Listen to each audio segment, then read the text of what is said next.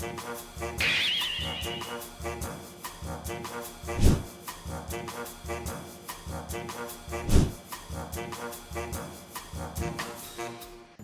I'm Nova Nelson. I'm the permaculture designer here at the Goodman Community Farm at Goodman Arts Centre. I've met these two wonderful gentlemen here, and today we're going to talk a little bit about you, Jerry, and James. Jerry, you are the president of the Singapore's Association of Comic Artists, is that right? That's right. And also Singapore's first black president. Yes, yes. You heard it from him. Okay. And James, tell me a little bit, how would you describe the work that you do? So I guess you could call me a bug educator.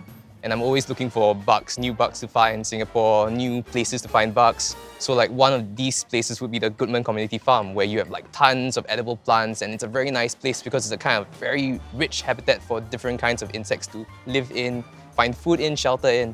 And in fact, that's how I met you, you know, wandering around, taking all these photos, documenting them, and then only then I realized how diverse this place is.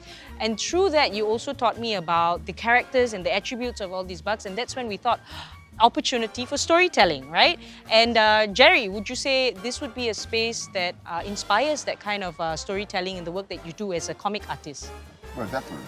You know, we have the natural aspect of comic creation and character creation, like our friend here, okay? And yes, after meeting James, he's told me things about some of the creatures that we find here. I had no idea about that, but this is the kind of thing that we use to inspire the creation of different characters. The reason I love working in this space is because there's a lot of organic collaboration and creativity that comes about. I've met James through the garden, and then through that, we met Jerry in connecting the dots and how there's so many superhero characters in the garden. So James, tell us, what is it about this garden that draws your attention? The garden is where you can find tons of biodiversity because you have many, many kinds of host plants for different kinds of insects and habitats for them. So it's always a wonderful experience to find something new there, and something that I've never seen, and just document it, shoot it on the camera, yeah.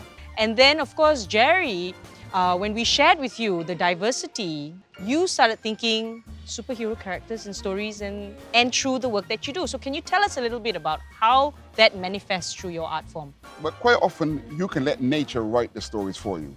You look at the creature, you look at what they typically do, like, you know, James shared some amazing insights into different kind of insects.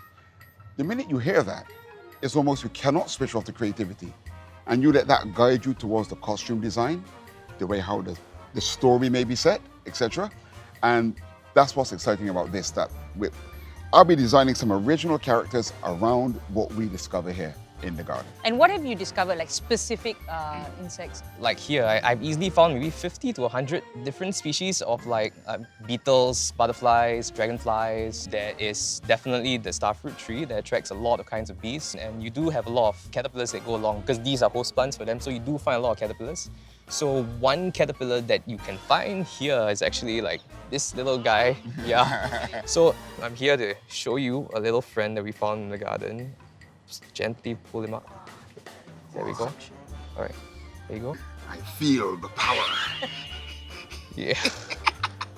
So how would you turn this into a comic strip or a character? Okay, like at the moment, it's covered in twigs, right? So what does he really look like under there? You said it's a bag of soap, so it's attracting things to him.